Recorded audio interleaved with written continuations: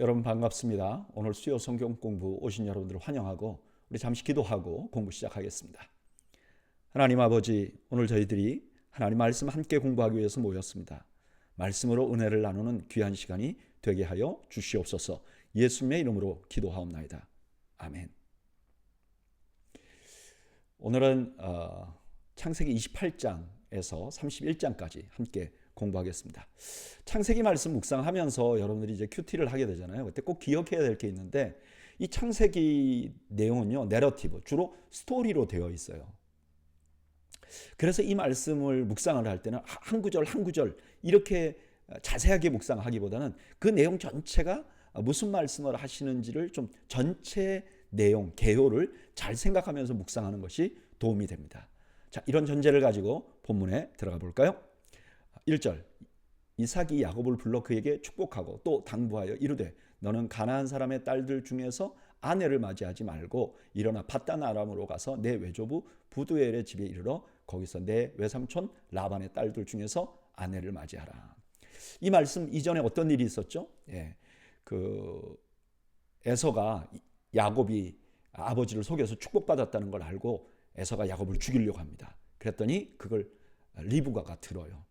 그리고 야곱에게 말하기를 얼른 도망하라, 그렇게 말해요.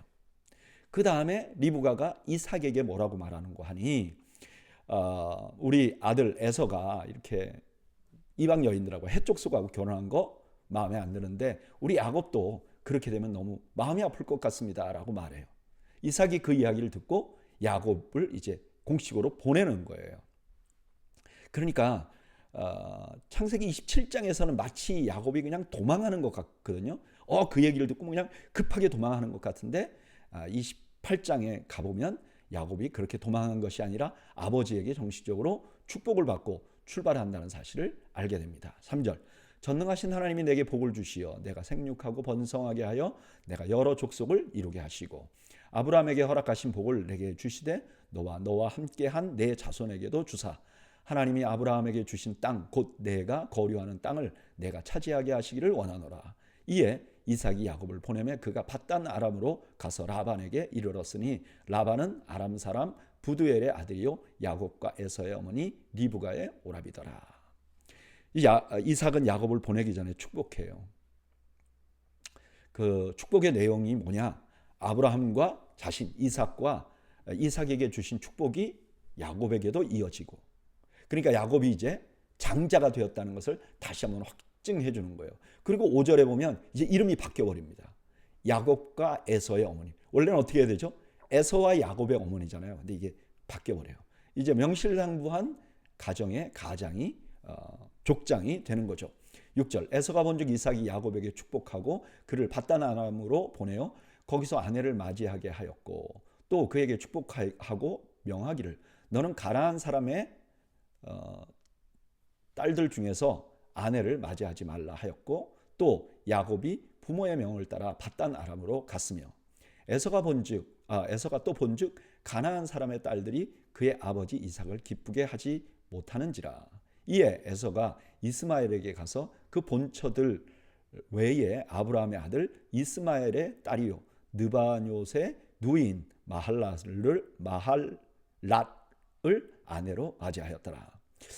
이제 뒤늦게 에서가 내가 그냥 아무나 결혼한 거 너무 후회된다. 그래서 이제 아버지를 기쁘게 해드리려고 결혼을 다시 했다는 거예요. 근데 보면 결국 이 부모가 원하는 그런 사람이 아니라 이스마엘의 자손 중에서 또 택하게 됩니다. 어떻게 보면 에서는요, 근본적인 문제를 해결하지 못해요. 10절, 야곱이 브엘세바를 떠나 하란으로 향하여 가더니 한 곳에 이르러는 해가 진지라 거기서 유숙하려고 그곳에 한 돌을 가져다가 베개로 삼고 거기 누워 자더니 꿈에 본즉 사닥다리가 땅 위에 서 있는데 그 꼭대기가 하늘에 닿았고 또 본즉 하나님의 사자들이 그 위에서 오르락 내리락 하고. 처음에는 밧단 아람으로 간다 그랬는데 갑자기 하란을 향해서 간다 그러잖아요. 근데 이게 밧단 아람이나 하란이나 비슷한 같은 지역이에요. 그러니까 이름을 이렇게 부를 수도 있고 저렇게 부를 수도 있고. 근데 해가 졌어요. 이 해가 진 장면은 야곱의 어두운 지금 현실을 보여주기도 하는 거죠. 근데 거기서 특별한 꿈을 꾸게 됩니다. 13절 또 본즉 여호와께서 그 위에 서서 이르시되 나는 여호와니 너의 조부 아브라함의 하나님이요 이삭의 하나님이라. 내가 누워있는 땅을 내가 너와 내 자손에게 주리니 내 자손이 땅에 티끌같이 되어 내가 서쪽과 동쪽과 북쪽과 남쪽으로 퍼져 나갈지며 땅의 모든 족속이 너와 내 자손으로 말미암아 복을 받으리라. 내가 너와 함께 있어 내가 어디로 가든지 너를 지키며 너를 이끌어 이 땅으로 돌아오게 할지라. 내가 내게 허락한 것을 다 이루기까지 너를 떠나지 아니하리라 하신지라. 꿈을 또 한 번 꾸는데 하나님께서 세 가지 약속을 주시죠. 땅의 약속, 자손의 약속, 그리고 함께 있어 줄 것이다. 동행하는 약속을 주세요. 16절 야곱이 잠이 깨어 이르되 여호와께서 과연 여기 계시거늘 내가 알지 못하였도다.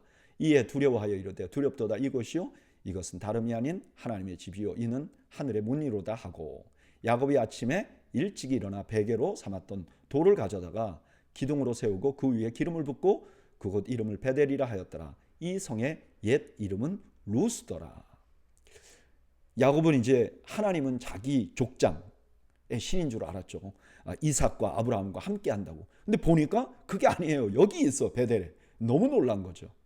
그래서 거기서 돌로 기둥을 세우고 기름을 붓습니다.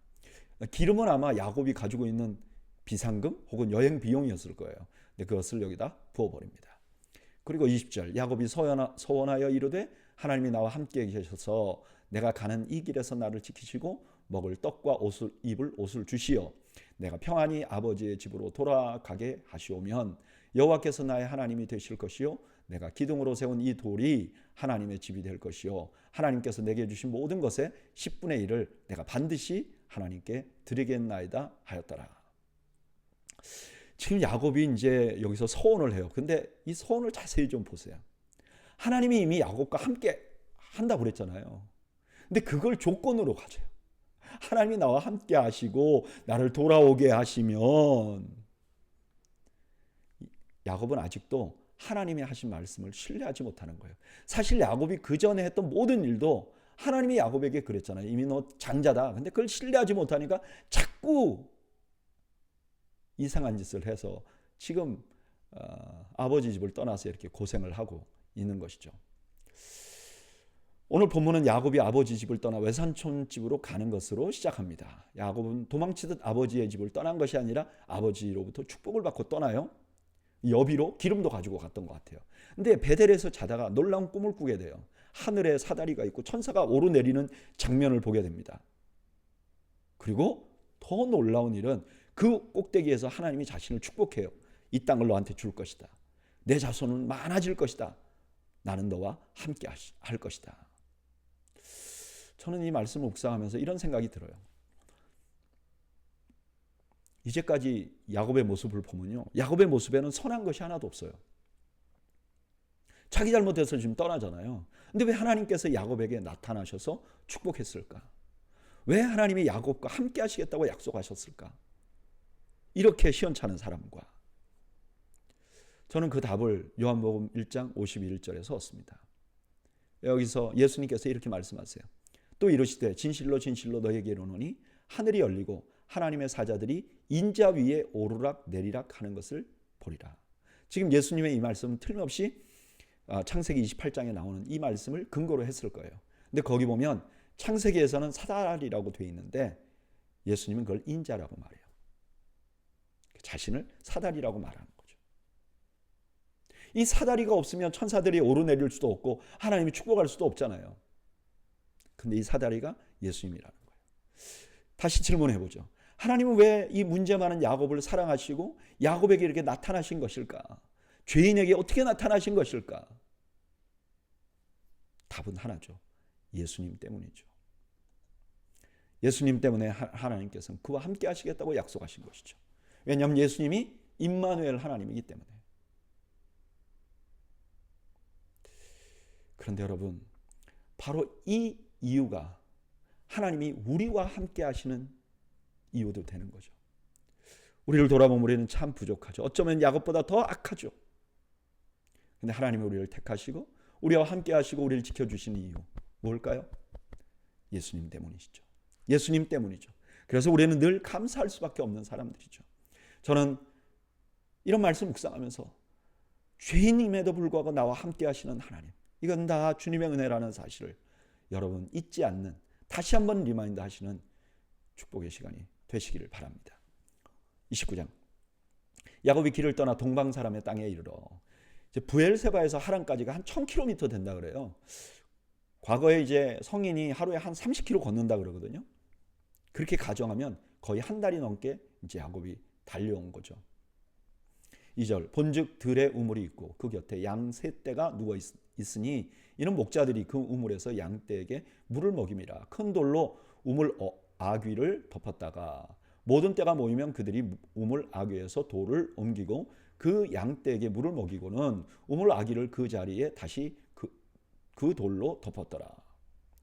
야곱이 그들에게 이르되 내 형제 어디서 왔느냐. 그들이 이르되 하란에서 왔노라. 야곱이 그들에게 이르되 너희가 나홀의 손자 라반을 아느냐. 그들이 이르되 아노라. 지금 이제 배경 설명하는 거죠. 우물이 있는데 한 세 무리가 모였는데 아직 물을 안 먹여요. 왜냐하면 사람들이 다 모였을 때 힘을 합쳐서 돌을 치우고 거기 있는 우물물을 양들에게 먹이게 했다는 거예요. 이게 배경이죠. 그 다음에 도착한 야곱이 라반에 대한 정보를 수집합니다. 6절. 야곱이 그들에게 이르되 그가 평안하냐. 이르되 평안하니라. 그의 딸 라헬이 지금 양을 몰고 오느니라. 야곱이 이르되 해가 아직 높은즉 가축 모일 때가 아니니 양들에게 물을 먹이고 가서 풀을 뜯게 하라. 그들이 이르되 우리가 그리하지 못하겠노라. 때가 다 모이고 목자들이 우물 아귀에서 돌을 옮겨야 우리가 양에게 물을 먹이느니라. 딱 그 마침 라헬이 오는 거예요. 뭔가 이게 느낌이 있죠? 근데 이 라헬이라는 이름이 재미있게도 어린 암양이라는 뜻이 있어요. 그러니까 어린 암양이 양들을 몰고 오는 거예요. 지금 누가 타이밍을 맞추고 있는 것 같죠? 하나님이 맞추고 있는 것 같죠? 이거 보면 또 무슨 생각이 나요? 리브가를 그 아브라함의 종이 리브가를 만날 때도 우물에서 만났고 그 기가 막힌 타이밍에 만나게 했잖아요. 야곱은 이제 자기가 만나야 될 라반의 딸이라고 하니까 좀 호의를 주기 위해서 지금 빨리 그 우물 열어서 물 먹이게 하자. 그랬더니 목자들이 싫다고 하는 거예요. 9절. 야곱이 그들과 말하는 동안에 라헬이 그의 아버지의 양과 함께 오니 그가 그의 양을 치고 있었기 때문이더라. 야곱이 그의 외삼촌 라반의 딸 라헬과 그의 외삼촌의 양을 보고 나아가 우물 아귀에서 돌을 옮기고 외삼촌 라반의 양떼에게 물을 먹이고. 이게 두세 사람이 옮겨야만 되는 걸 야곱이 혼자 옮겼다는 거예요. 그래서 어떤 학자들은 야곱이 거인이었다고 말하는 사람들도 있어요. 어쨌든 11절. 그가 라헬에게 입맞추고 소리내어 울며 그에게 자기가 그의 아버지의 생질이요 리브가의 아들됨을 말하였더니 라헬이 달려가서 그의 아버지에게 알림해 라반이 그의 생질 야곱의 소식을 듣고 달려와 와서 그를 영접하고 하여 안고 입맞추며 자기 집으로 인도하여 드리니 야곱이 자기의 모든 일을 라반에게 말하매. 이제 드디어 라반의 집에 간 거죠. 14절. 라반이 이르되 너는 참으로 내 혈육이로다 하였더라. 야곱이 한 달을 그와 함께 거주하였더니 라반이 야곱에게 이르되 내가 비록 내 생질이나 어찌 그저 내 일을 하겠느냐. 내 품삯을 어떻게 할지 내게 말하라. 한 달 동안 그냥 먹고 자고 하고 일하니까 내가 품삯을 주겠다. 어떻게 보면 좋잖아요. 근데 자세히 보면요, 이게 라반이 지금 수작을 부리는 거예요. 왜냐하면은 이게 진짜 혈육이잖아요. 그럼 그냥 일하고 나중에 어떻게 해야 되냐면은 자기의 양떼를 떼서 줘야 돼요.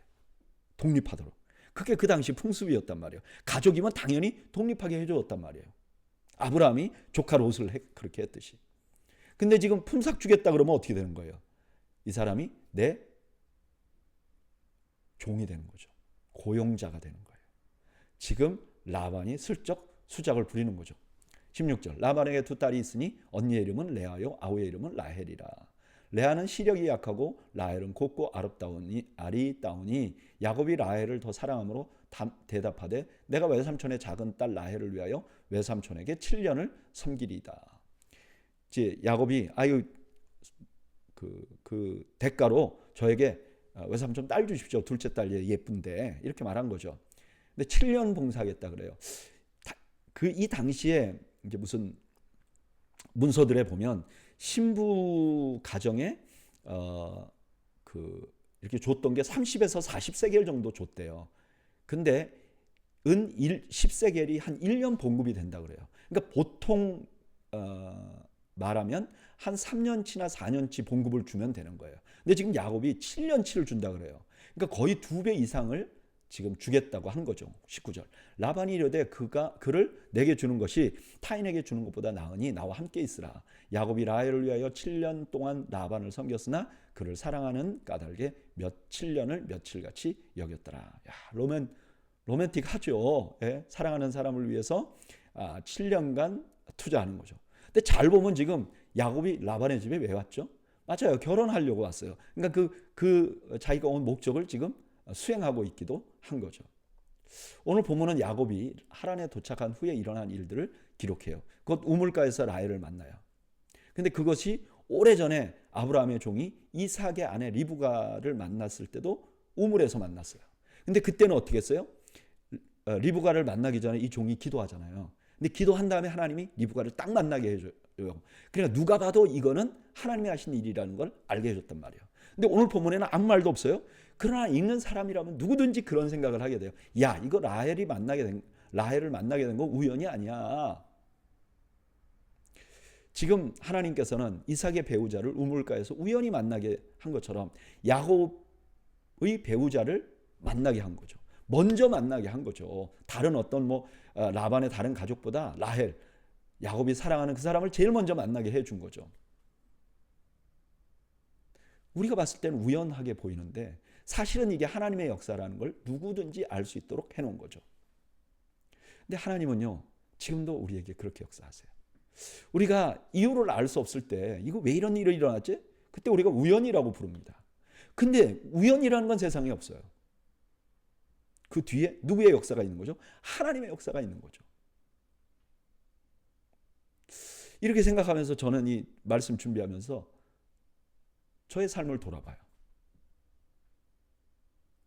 제가 제 아내를 만난 것도, 제가 신학교를 선택할 때도, 제가 친구를 만날 때도, 제가 사역지를 만날 때도 뚜렷한 이유가 없어요. 나에게 왜 이런 일이 일어났지? 그럼 물어보면 대답이 없어요. 그러면 그냥 우연이 된 거야, 이렇게 말하는 게 옳으냐? 아니라는 거예요. 이거 하나님이 하셨다는 거예요. 그렇게 생각해 보니까 제 삶에도 하나님이 역사하신 게 너무너무 많은 거 있죠. 여러분, 세상에 우연은 없습니다. 모든 것이 하나님의 은혜입니다.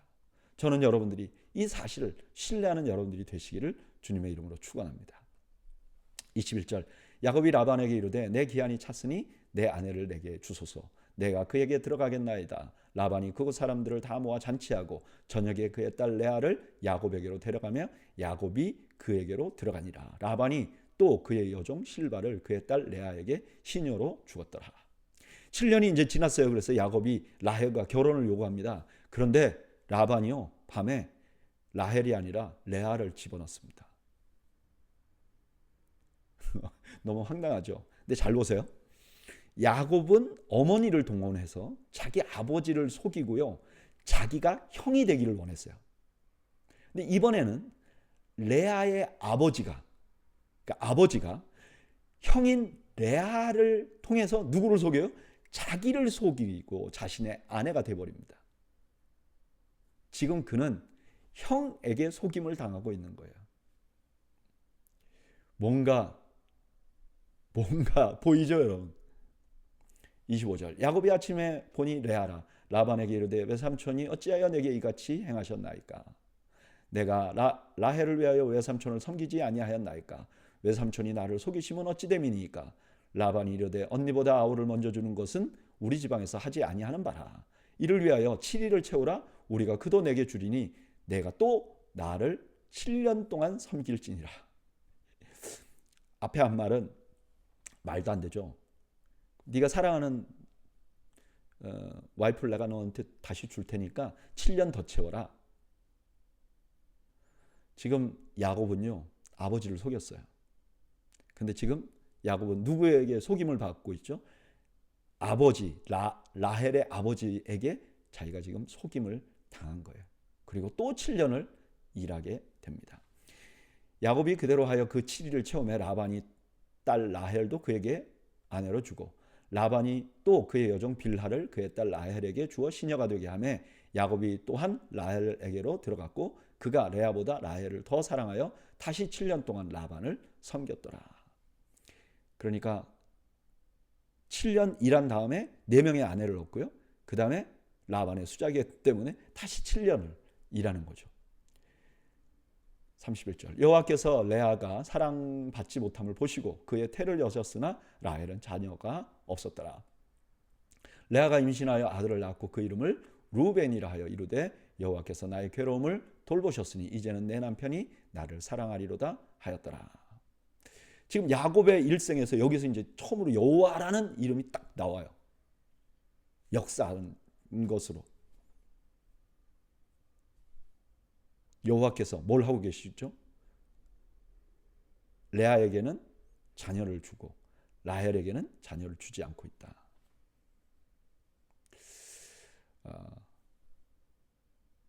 하나님께서는 사랑받지 못하던 여인에게 먼저 하나님의 축복을 주고 계시는 거죠.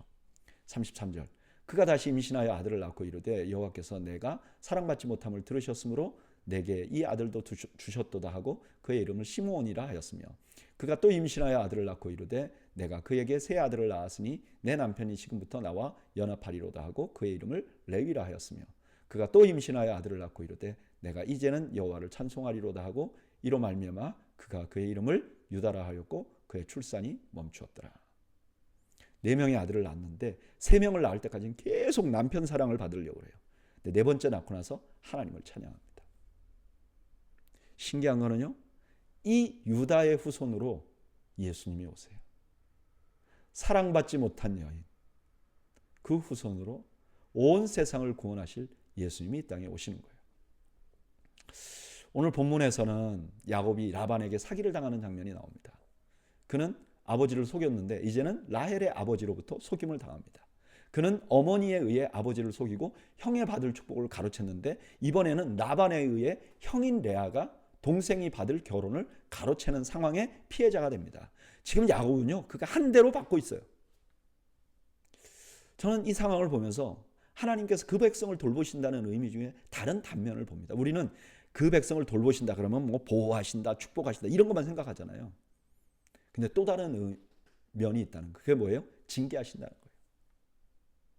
신명기 8장 5절에 이렇게 말해요. 너는 사람이 그 아들을 징계한 같이 내 하나님 여호와께서 너를 징계하시는 줄 마음에 생각하고 하나님의 자녀를 삼으시면요.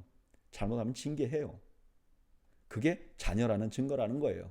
히브리서에는 한 걸음 더 나가서 그런 징계가 없으면 버림받은 자라고 말해요. 그런 의미에서 징계는요. 또 다른 의미의 은혜예요. 지금 야곱은 은혜를 받고 있는 거예요. 자기가 잘못한 그대로 징계를 받으면서 하나님 너는 나의 자녀야. 내가 너를 놓지 않고 내가 너의 삶에 간섭하고 있어 하는 것을 보여준다는 거예요.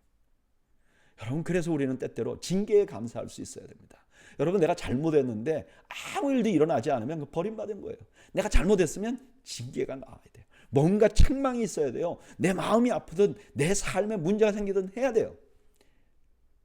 그러면 그 징계로서 나에게 일어난 일은 나를 하나님께서 내 자녀로 삼고 계시다는 것을 증명하는 증거가 돼서 감사할 수 있는 거죠. 저는 여러분들이 우리를 방치하지 아니하시고 징계하시는 하나님께 감사할 수 있는 믿음을 소유하시기를 축복합니다.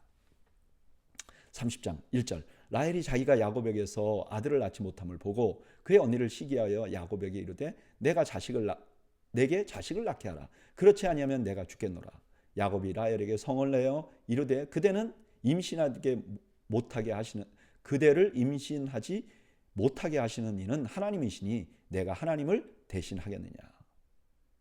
지금 라헬이 시기하는 모습이 야곱과 너무 닮았잖아요.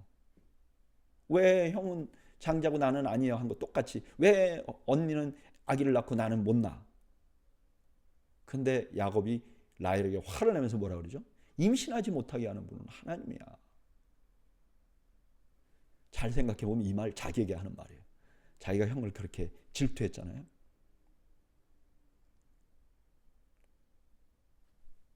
에서를 먼저 태어나게 하신 분은 하나님이셔. 지금 야곱이 자기에게 자기가 책망하고 있는 거죠. 3절 라헬이 이르되 내 여종 빌하에게로 들어가라. 그가 자식을 낳아 내 무릎에 두리니 그러면 나도 그로 말미암아 자식을 얻겠노라 하고 그의 시녀 빌하를 남편에게 아내로 주매 야곱이 그에게로 들어가더니 빌하가 임신하여 야곱에게 아들을 낳은지라.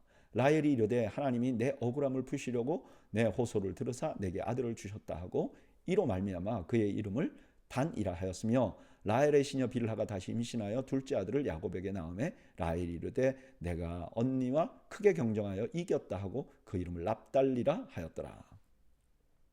이제 안 되니까 라헬이 자기 여종을 들여보내서 아들을 낳게 했다는 거죠. 9절 레아가 자기의 출산이 멈춤을 보고 그의 시녀 실바를 데려다가 야곱에게 주어 아내로 삼게 하였더니 레아의 시녀 실바가 야곱에게 아들을 낳음에 레아가 이르되 복되도다 하고 그의 이름을 갓이라 하였으며 레아의 시녀 실바가 둘째 아들을 야곱에게 낳음에 레아가 이르되 기쁘도다 모든 딸들이 나를 기쁜 자라 하리로다 하여 그의 이름을 아셀이라 하였더라. 이제 레아도 가만 안 있는 거죠. 자기 여종을 야곱에게 주어서 또 아들을 낳게 한 거죠.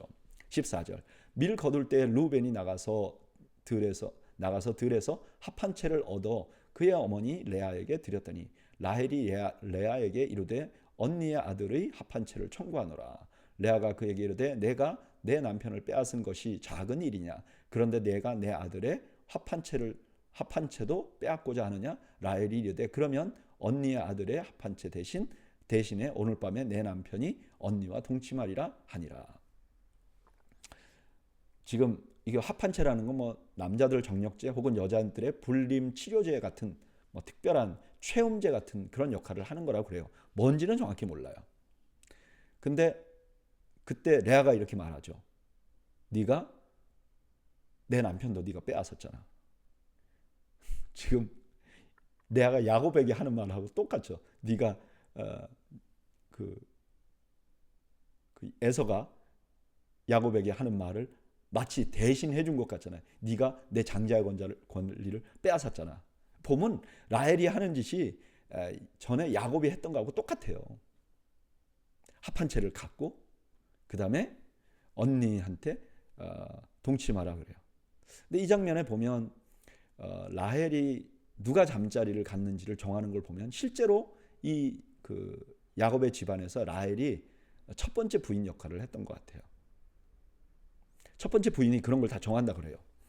16절 저물 때 야곱이 들에서 돌아오매 레아가 나와서 그를 영접하여 하며 이르되 내게로 들어오라 내가 내 아들의 합한 채로 당신을 삼노라. 그 밤에 야곱이 그와 동침하였더라. 하나님이 레아의 소원을 들으셨으므로 그가 임신하여 다섯째 아들을 야곱에게 낳은지라. 레아가 이르되 내가 내 시녀를 내 남편에게 주었으므로 하나님이 내게 값을 주셨다 하고 그의 아들 이름을 이사가리라 하였으며. 레아가 이제 이번에 또 임신했고 그 다음에 19절 레아가 다시 임신하여 여섯째 아들을 야곱에게 낳은지라. 레아가 이르되 하나님이 내게 후한 선물을 주시도다. 내가 남편에게 여섯 아들을 낳았으니 이제는 그가 나와 함께 살리라 하고 그의 이름을 스불론이라 하였으며 그 후에 그가 딸을 낳고 그 이름을 디나라 하였더라. 레아가 6명의 아들을 낳은 거죠. 그리고 디나를 낳았어. 디나의 이름은 뭐 딸들은 많았겠지만 굳이 여기서 말하는 이유는 34장에 보면 세겜 족속 추장의 아들에게 이제 추행당하고 나서 거기서 있었던 일을 기록하려고 먼저 말을 한 것 같아요. 22절 하나님이 라헬을 생각하신지라. 하나님이 그의 소원을 들으시고 그의 태를 여셨으므로 그가 임신하여 아들을 낳고 이르되 하나님이 내 부끄러움을 씻으셨다 하고 그 이름을 요셉이라 하니 여호와는 다시 다른 아들을 내게 더하시기를 원하노라 하였더라. 여기 하나님이 라헬을 생각한다 할 때 이 생각한다는 단어는 이스라엘 백성들에게 굉장히 중요한 단어예요. 왜냐하면 출애굽기 2장 24절에 보면 이런 말씀이 있어요. 하나님이 그들의 고통 소리를 들으시고 하나님이 아브라함과 이삭과 야곱에게 세운 그의 언약을 기억하사. 그러니까 출애굽이 어떻게 시작했냐? 하나님이 그 약속을 기억한. 근데 똑같은 기억하다는 단어가 여기서도 나오는 거죠. 그러면 무슨 생각을 하게 되죠? 야, 이제 라헬에게도 무슨 좋은 일이 생기겠구나. 그랬더니 요셉을 낳았던 거죠. 오늘 본문에는 야곱이 사기를 당해서 7년 더 일하는 중에 일어난 일이에요. 7년 동안 일하고 4명의 아내를 얻었어요. 그리고 7년 동안 정말 사기당해서 일한 거잖아요. 근데 그동안 하나님이 야곱에게 11 아들을 주셨어요. 우리가 볼 때는 뭐 그저 그렇다고 생각하지만 광야의 이스라엘 백성들이 이 장면을 보면요, 여기 이름 하나하나가 다 뭐예요? 자기 지파의 이름이에요. 아, 저때 우리 지파가 이렇게 해서 태어났구나. 지금 이스라엘이라는 국가가 지금 형성되고 있는 것이 보이는 거예요. 아들을 낳을 때마다 아, 그래, 우리가 이런 지파가 이렇게 됐구나. 지금 야곱은요, 자기 인생에서 가장 어두운 시기를 지났어요. 여러분 생각해 보세요. 7년 동안 일을 했는데 사기를 당해갖고 7년을 더 일하게 생겼잖아요.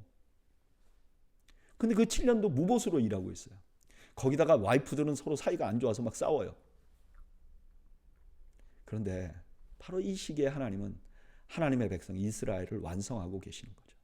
어떻게 보면 야곱의 일생에서 가장 큰 축복을 지금 받고 있는 중인 거죠. 때로 하나님께서는 이렇게 우리 인생에도 가장 어두운 시간을 활용해서 가장 큰 축복을 주시기도 합니다. 저는 이 말씀 묵상하면서 제 삶을 돌아보니까요, 가장 어두운 시간에 하나님께서 하신 일들을 기억하게 됩니다. 어두운 시간에 아무 일도 일어나지 않았는가? 아니요. 그동안 하나님께서 가장 저에게 소중한 축복을 주셨다는 것을 알게 됩니다. 여러분, 우리 하나님은 그런 하나님이십니다. 가장 어두운 순간에도 우리와 함께 하시며 그 어두운 순간에도 하나님께서 우리를 향하신 뜻을 이루어 가시는 하나님이십니다. 저는 여러분들께서 어두운 시기가 왔을 때 상황 때문에 낙심하며 하나님을 보지 못하는, 하나님의 역사를 보지 못하는 잘못을 범하지 않기를 주님의 이름으로 축복합니다. 25절, 라헬이 요셉을 낳았을 때 야곱이 라반에게 이르되 나를 보내어 내 고향 나의 땅으로 가게 하시되 내가 외삼촌에게 일하고 얻은 처자를 내게 주시어 나로 가게 하소서. 내가 외삼촌에게 한 일은 외삼촌이 아시나이다. 이제 야곱이 자식도 많이 생겼잖아요. 그러니까 처음에 그 아버지에게 약속했던 그런 약속은 다 지킨 거예요. 그리고 뭐 14년 동안 지금 종으로 일했잖아요. 종같이. 그러니까 이제 집에 가고 싶었죠.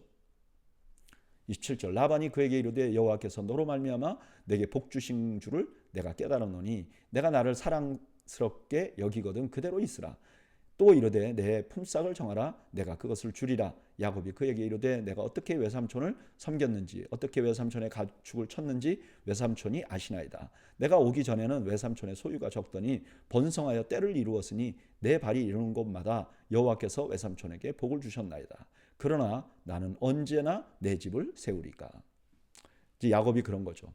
자기가 들어온 다음에 이 집안이 이렇게 부자가 되지 않았습니까? 근데 외삼촌은 부자가 되는데 나는 언제나 독립할 수 있겠습니까? 이렇게 말한 거죠.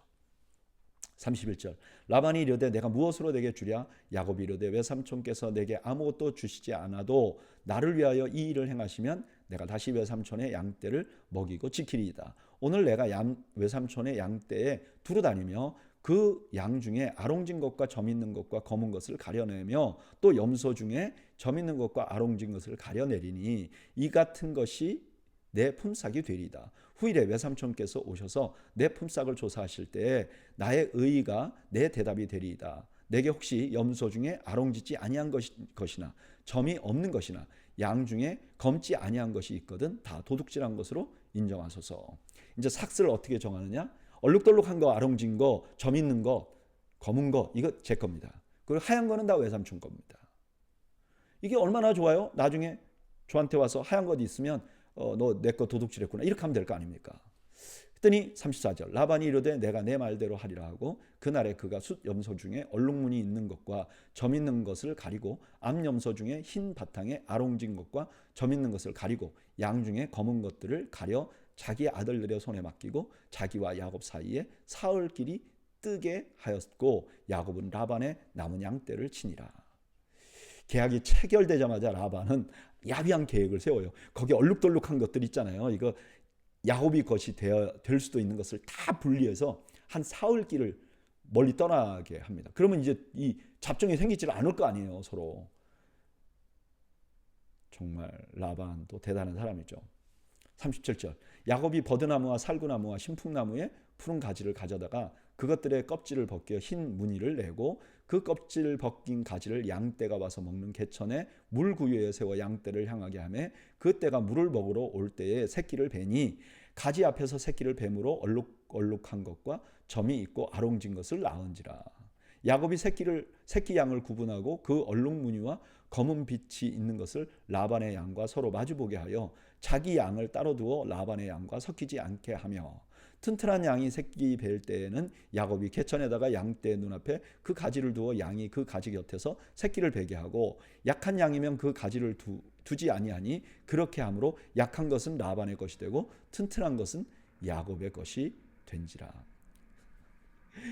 43절, 이에 그 사람이 매우 번창하여 양떼와 노비와 낙타와 나귀가 많았더라.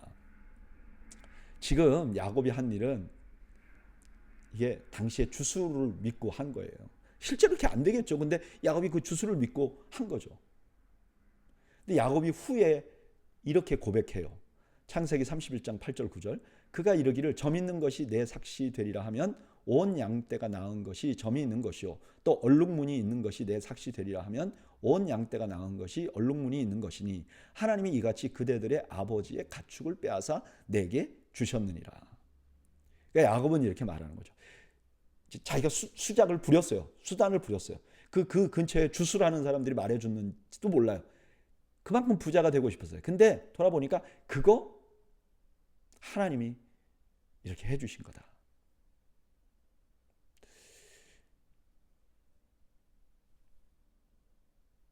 이거 잘못 이해하면 이런 뜻이 들 수도 있잖아요. 믿는 사람은 무슨 짓을 해도 부자가 된다. 하나님이 함께 하시면 무슨 짓을 해도 부자가 된다. 그렇게 볼 수도 있잖아요. 자, 오늘 그 본문을 묵상해 볼까요? 오늘 본문에서 야곱은 라반의 집에서 거부가 되는 과정을 그려나갑니다. 7년 동안 무보수로 일했어요. 근데 그동안 야곱으로 인해서 라반이 큰 부를 얻을 수 있었어요. 이유는 뭐냐? 하나님께서 야곱에게 복을 주셨기 때문에. 그러니까 라반은 그런 야곱을 놓치기 싫었어요. 그래서 야곱이 떠나겠다고 하니까 그러지 말고 삭슬 주겠다고 제안을 해요. 근데 야곱은 아주 특이하면서도 가장 확실한 구별법을 제안합니다. 이게 둘 다 나름대로 약삭빠른 조치를 해요.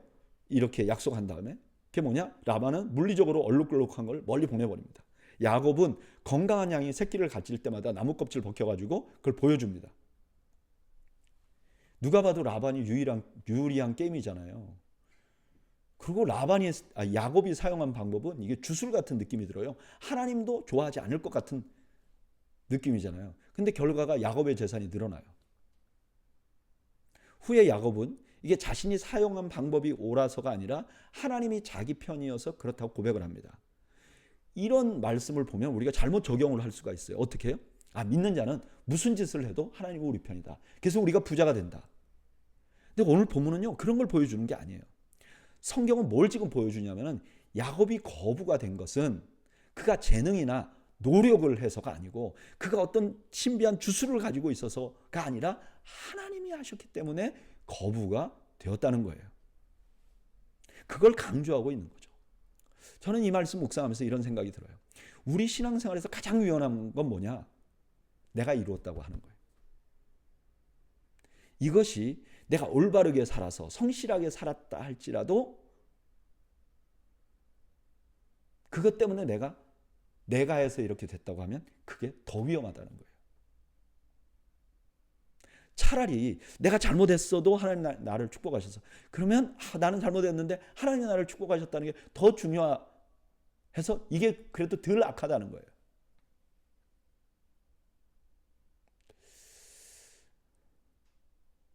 여러분, 가장 위험한 것은 내가 했다는 겁니다. 가장 좋은 것은 뭐예요? 이거 내가 하지 않았다는 거예요. 하나님이 하셨다는 거예요. 하나님이 축복하셨다고 믿는 거예요. 저는 이런 말씀 돌아보면서 저의 삶을 돌아봅니다. 제가 목회자가 되어서 이때까지 살아왔는데도 제가 지난 세월들을 보면 잘못한 일들이 있어요. 부끄러운 모습도 있어요.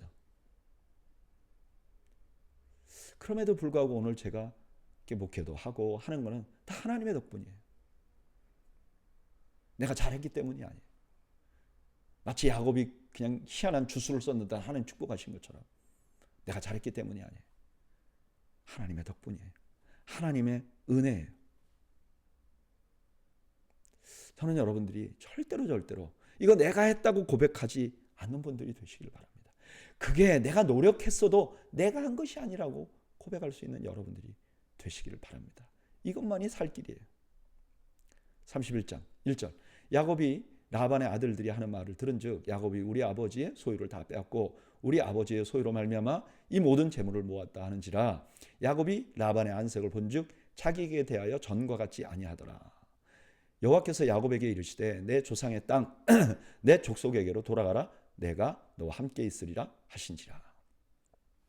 이제 이렇게 거부가 돼요. 근데 어느 날 이 집을 떠나야 하겠다는 생각을 하게 됐어요. 왜 그렇게 됐는가? 첫째는 야곱의 아들들의 반응.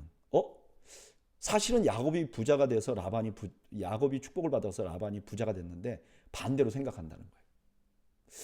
불안해요. 거기다가 라반의 얼굴을 보니까 예전 같지 않아요. 그리고 하나님이 기도했더니 하나님이 돌아가라 이렇게 말씀하신다는 거죠. 이 세 가지가 맞으면 하나님의 응답으로 찾을 수 있는 거죠. 여러분, 내가 머물러야 하나? 떠나야 하나? 오늘 내가 무엇을 해야 되는가? 이 세 가지를 보면 좋을 것 같아요. 환경을 보고, 그 다음에 나의 지금 상황을 보고, 더 중요한 건 하나님이 나에게 뭐라고 하시는지. 여기 재밌는 표현이 있어요. 여기 라반의 안색이 전과 같지 아니하다 이 말이, 전과 같지 아니하다는 말이 라반의 얼굴이 야곱 자신과 함께 있지 않다는 말이에요. 뜻이. 나중에 보면 3절에 보면 내가 너와 함께 하리라 그렇게 얘기하잖아요. 하나님은 야곱과 함께 하시는 분이에요. 근데 라반은 야곱과 함께 있기도 하고 오늘 보니까 그렇지 않기도 하다는 것을 야곱이 알게 된 거죠. 4절 야곱이 사람을 보내어 라헬과 레아를 자기 양떼가 있는 들로 불러다가 그들에게 이르되 내가 그대들의 아버지의 안색을 본즉 내게 대하여 전과 같지 아니하도다. 그러할지라도 내 아버지의 하나님은 나와 함께 계셨느니라. 그대들도 알거니와 내가 힘을 다하여 그대들의 아버지를 섬겼거늘 그대들의 아버지가 나를 속여 품삯을 10번이나 변경하였느니라. 그러나 하나님이 그를 막으사 나를 해치지 못하게 하셨으며. 이제 야곱이 떠나기 전에 아내들을 불러서 설명을 해요. 그 설명하는 내용이 뭐냐?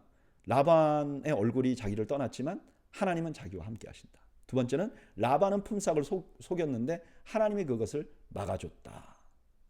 8절 그가 이르기를 점 있는 것이 내 삭시 되리라 하면 온 양떼가 점 있는 것이 나은 것이 점이 있는 것이요 또 얼룩무늬 있는 것이 내 삭시 되리라 하면 온 양떼가 나은 것이 얼룩무늬 있는 것이니 하나님이 이같이 그대들의 아버지의 가축을 빼앗아 내게 주셨느니라. 그 양떼가 새끼 뵐 때에 내가 꿈에 눈을 들어보니 양떼를 탄 숫양은 다 얼룩무늬 있는 것과 점 있는 것과 아롱진 것이었더라. 지금 자기가 부자가 되고 라반이 오히려 잘 안 된 것이 하나님이 하셨다는 거예요. 꿈에 하나님의 사자가 내게 말씀하시기를 야곱아 하기로 내가 대답하기를 여기 있나이다 하매 이르시되 내 눈을 들어보라. 양떼를 탄 수장은 다 얼룩무늬 있는 것과 점 있는 것과 아롱진 것이니라. 라반이 내게 행한 모든 것을 내가 보았노라. 나는 베델의 하나님이라. 내가 거기서 기둥에 기름을 붓고 거기서 내게 서원하였으니 지금 일어나 이곳을 떠나 내 출생지로 돌아가라 하셨느니라. 이제 하나님이 떠나라고 했다는 거예요. 이걸 이제 아내들에게 말했어요. 14절 라헬과 레아가 그에게 대답하여 이르되 우리가 우리 아버지 집에서 무슨 분깃이나 유산이 있으리요. 아버지가 우리를 팔고 우리의 돈을 다 먹어버렸으니 아버지가 우리를 외국인처럼 여기는 것이 아닌가. 하나님이 우리 아버지에게서 취하여 가신 재물은 우리와 우리 자식의 것이니 이제 하나님이 당신에게 이르신 일을 다 준행하라. 이제 보통 그 당시에 결혼을 하면요, 이제 신랑이 신부에게 신부대금을 줘요. 야곱 같으면 7년 14년에 노동력을 준 거잖아요. 그러면 그 돈은 그 신부의 아버지의 돈이 아니에요. 이 사람들이 그냥 가지고 있다가 그 다음에 누구에게 주냐면 딸에게 줘요. 그래서 딸이 만약에 이제 남편이 죽었다든가 아니면 뭐 이혼을 당했다든가 그러면 살 길이 없잖아요. 그러면 그 남편이 준 돈으로 생활할 수 있도록 해줘요. 그러니까 이 7년 일하는 이 품삯은 지금 정확히 누구에게 줘야 되냐면 라헬과 레아에게 줘야 하는데 아버지가 안 줬다는 거예요. 그러니까 딸들이 이걸 다 알아요. 이제는 우리가 독립해야 될 때가 됐다고 이제 말하는 거죠. 오늘 본문에는 야곱이 라반의 집을 떠나가는 과정을 보여줘요. 먼저 라반의 아들들의 이야기를 듣고 라반의 얼굴을 보고 하나님의 말씀을 들어요. 그 다음에 자기 아내들을 불러놓고 그동안 있었던 일을 설명합니다. 핵심은 뭐냐? 하나님이 지금까지 붙들어 주셨다는 거예요. 그리고 그 하나님이 지금 떠나라고 했으니 떠나자는 거예요. 저는 여기서 하나님의 은혜를 아는 사람이 무엇을 해야 되는지 보게 됩니다. 뭐죠? 순종이에요. 제가 요즘에 뭐 너무 좋은 찬양 있잖아요. 은혜라는 찬양. 내가 살아왔던 모든 것이 하나님의 것이야. 그러면 너무나 저 마음도 뭉클해요. 사람들도 다 은혜를 받는 것 같아요. 여러분 그래요. 너무나 많은 사람들이 우리가 살아온 세월이 하나님의 은혜였다는 것을 부인하지 않아요. 근데 너무나 많은 사람이 여기 그쳐요. 그냥 눈물 흘리고 감격하고 말아요. 근데 진짜 내 삶의 모든 것이 하나님의 은혜라는 것을 고백하는 사람은 반드시 뭘 해야 되냐면 순종을 해야 돼요. 여러분 이걸 잊지 마세요. 순종해야 하는 거예요. 저는 여러분들이요. 주님 내 인생을 이제까지 인도해 주셨으니 감사합니다. 나에게 축복 주셨으니 감사합니다. 그 다음에 고백도 하시길 바라요. 하나님 내가 이제 하나님이 말씀하신 대로 순종하며 살겠습니다. 저는 여러분들이 그런 은혜를 누리시기를 축복합니다. 17절 야곱이 일어나 자식들과 아내들을 낙타에 태우고 그 모은 바 모든 가축과 모든 소유물 곧 그가 밧단 아람에서 모은 가축을 이끌고 가나안 땅에 있는 그의 아버지 이삭에게로 가려 할세 그때 라반이 양털을 깎으러 갔으므로 라헬은 그의 아버지의 드라빔을 도둑질하고 야곱은 그 거취를 아람 사람 라반에게 말하지 아니하고 가만히 떠났더라. 이제 아내들의 동의가 되니까 조용히 도망가는 거죠. 근데 그때 이 라헬이 그 집에 드라빔을 훔쳐가요. 드라빔이라는 것은 가정의 수호신이에요. 그 가정을 지키고. 근데 이게 때때로는 아주 크고요. 사람 모양을 하고 있는데 때때로는 아주 작기도 했던 모양이에요. 근데 라헬이 이걸 훔쳐가요. 그런 거 보면 라헬은 아직도 하나님을 의지하지 못했던 것 같아요. 21절 그가 그의 모든 소유를 이끌고 강을 건너 길르앗산을 향하여 도망한 지 3일 만에 야곱이 도망한 것이 라반에게 들린지라 라반이 그의 형제를 거느리고 7일 길을 쫓아서 길르앗산에서 그에게 이르렀더니 3일 뒤에 알게 돼요. 왜 그런가? 지금 양털을 깎는 때라 그랬잖아요. 이 양털을 깎는 것이 목동들에게는 엄청나게 큰 일이에요. 1년에 마치 추수날 같아요. 그래서 이럴 때는 모든 사람이 동원해서 일제히 양털을 깎아요. 그럼 그게 뭐 3일이 걸릴 때도 있고 열흘이 걸릴 때도 있었대요. 그러니까 이 사람이 3일 동안 양털 깎고 나니까 야곱이 도망간 것을 알아서 7일 동안 쫓아갔다는 거예요. 근데 여기는 그냥 쫓아간 것 같지만 뒤에 보면 라반이 무기를 가지고 쫓아갔던 것 같아요. 24절 밤에 하나님이 아람 사람 라반에게 현몽하여 이르되 너는 상가 야곱에게 선악간에 말하지 말라 하셨더라. 라반이 야곱을 뒤쫓아 이르렀으니 야곱이 그 산에 장막을 친지라 라반이 그 형제와 더불어 길르앗산에서 장막을 치고 이제 결국 쫓아간 거죠. 이제 만난 거예요. 근데 그 바로 직전에 하나님이 라반에게 야곱 건들지 마라고 말한 거죠.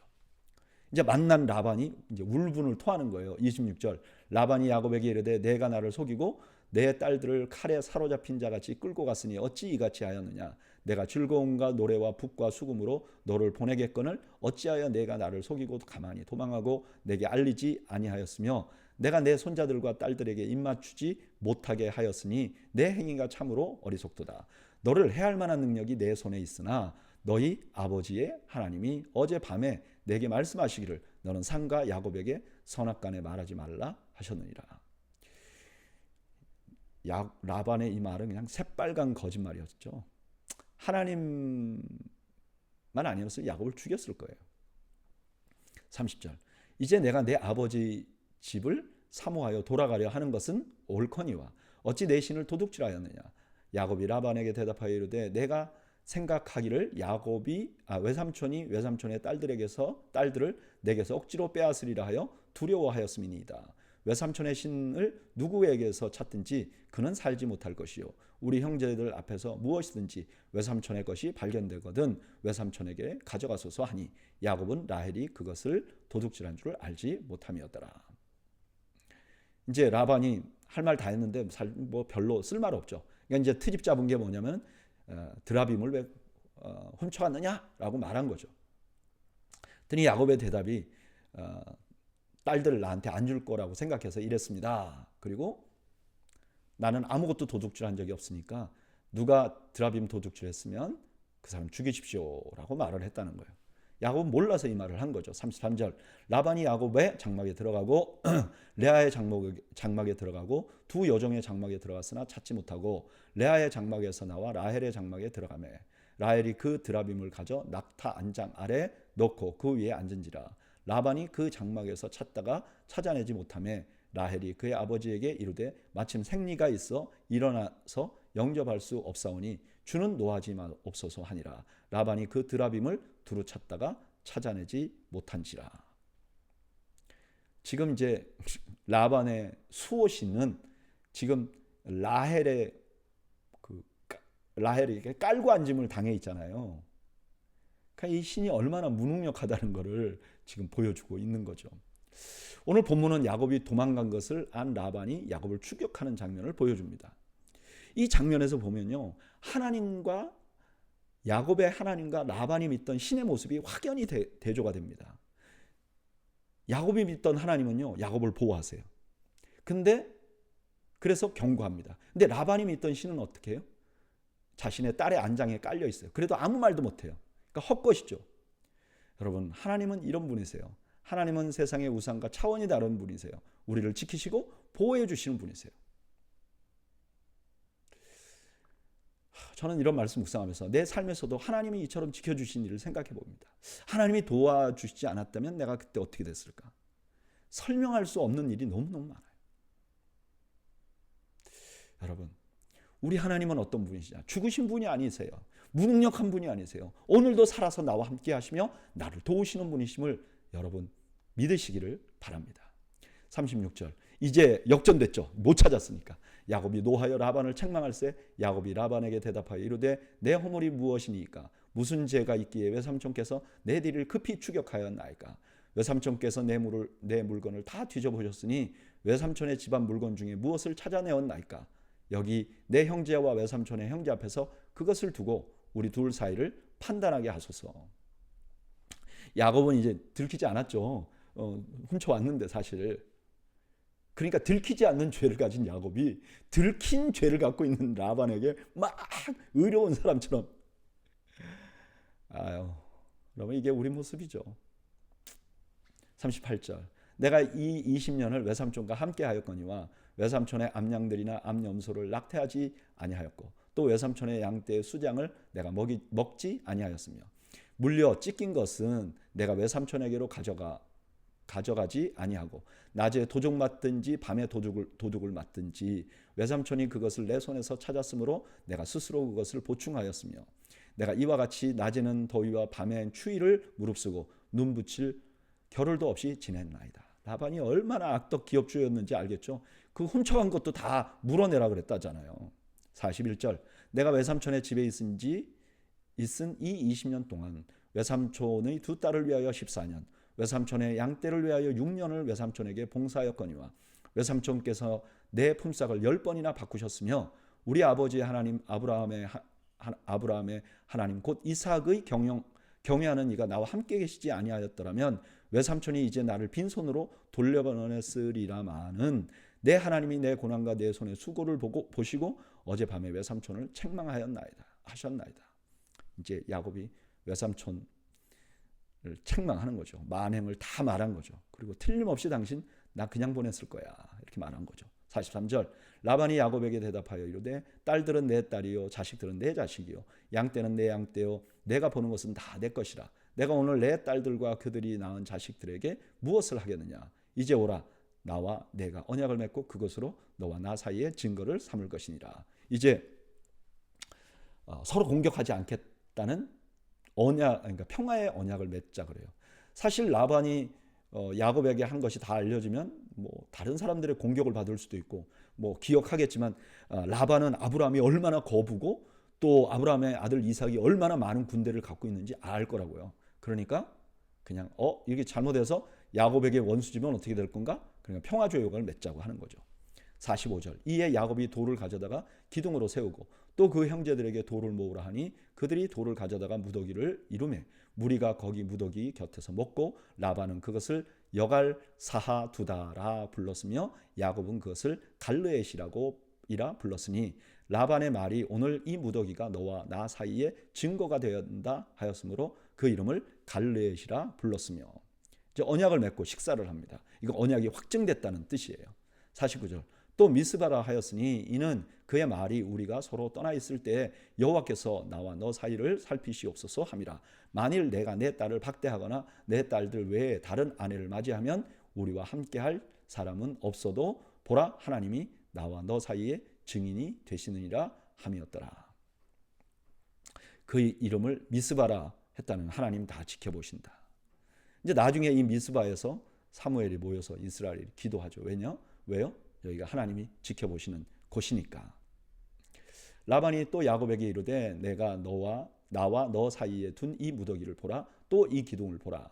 이 무더기가 증거가 되고 이 기둥이 증거가 되나니 내가 이 무더기를 넘어 내게로 가서 해하지 않을 것이요 내가 이 무더기 이 기둥을 넘어 내게로 와서 해하지 아니할 것이라.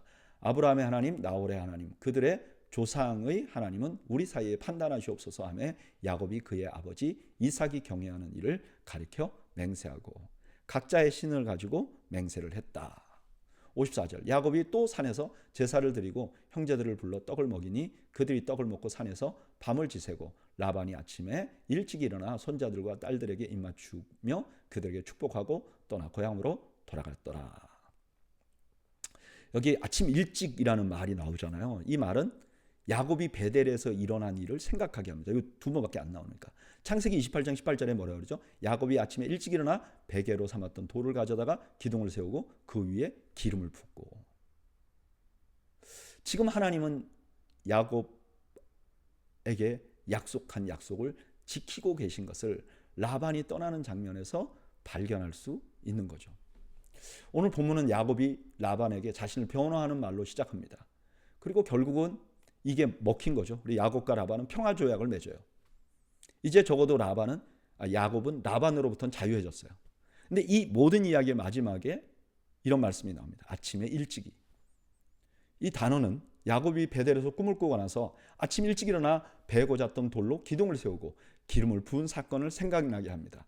그곳에서 하나님께서 야곱에게 어떤 약속을 주셨나요? 내가 너와 함께 있어 내가 어디로 가든지 너를 지키며 너를 이끌어 이 땅으로 돌아오게 할지라 내가 내게 허락한 것을 다 이루기까지 너를 떠나지 아니하리라 하신지라. 그러니까 이 아침 일찍이라는 이 말은 지금 하나님이 라반과 야곱이 서로 언약을 맺게 하고 이게 모든 게 뭐냐? 하나님이 야곱을 지키시고 계시다는 것. 그거를 보여주는 것이라는 거예요. 그동안 야곱의 삶에는 여러 가지 20년 동안 여러 가지 일이 있었어요. 위기도 있었고 고난도 있었고 얼마 전에도 라반에게 죽을 뻔했어요. 근데 그 모든 역사 가운데 계속해서 변하지 않았던 건 뭐냐면 하나님이 그 약속을 지키시고 계시다는 거예요. 이걸 처음 읽은 광야의 이스라엘 백성들은 너무너무 놀라웠을 거예요. 그래, 하나님의 약속은 변함이 없지. 우리는 지금 광야에서 실패하기도 하고 얻어맞기도 하고 그렇지만 하나님의 약속을 지키시는 분이야. 우리에게 꼭 지키실 것이야 라는 소망을 갖게 되는 거죠. 그리고 그것은 오늘 사는 우리에게도 소망이 됩니다. 여러분, 우리 하나님은요 그 약속을 지키시는 분이세요. 우리를 택하신 하나님께서는 절대로 우리를 놓지 아니하시고 결국 영원한 하나님 나라에 데려가실 것이에요. 우리를 지키실 것이에요. 악한 자에게 우리를 빼앗기지 아니하실 거예요. 이 하나님이 우리에게 소망이죠. 내가 성실하게 사는 건, 내가 올바로 사는 게 소망이 아니라 나를 떠나지 아니하시는 하나님, 그 하나님이 우리의 진정한 소망이 되는 것이죠. 저는 여러분들 모두가 이 소망을 붙들고 사시는 은혜가 있기를 주님의 이름으로 축원합니다. 기도하겠습니다. 하나님 아버지, 한 번 하신 약속은 변하지 아니하시고 지켜주시는 그 하나님이 우리의 소망임을 다시 한번 고백합니다. 하나님, 우리를 지켜주시옵소서. 예수님의 이름으로 기도하옵나이다. 아멘. 이상으로 오늘 수요 성경 공부를 모두 마쳤습니다. 여러분들 가정에 주님께서 주시는 평강이 함께 하시기를 주님의 이름으로 축원합니다. 감사합니다.